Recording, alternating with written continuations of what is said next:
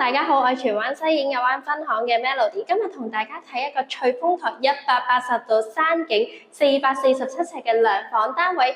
邊個話二手樓一定要裝修？今日同大家睇一個業主全新裝修嘅單位，一齊入嚟睇下。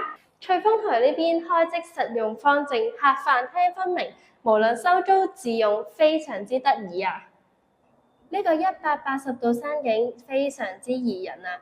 遠眺我哋嘅左手邊仲可以睇到汀九橋少少海景，夜晚咧就可以睇埋汀九夜景啦。呢個單位除咗山景殺食之外，業主都做好晒全新嘅燈掣，真係拎包入住冇問題啊！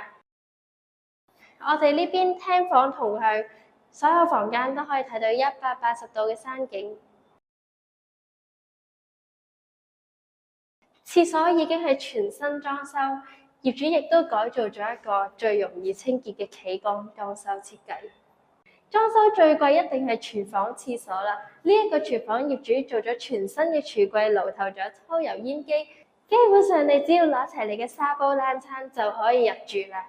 如果大家對呢個咁靚嘅山景筍盤有興趣嘅話，記得揾翻我 Melody 睇樓啦。我哋下次再睇更多筍盤，下次再見，拜拜。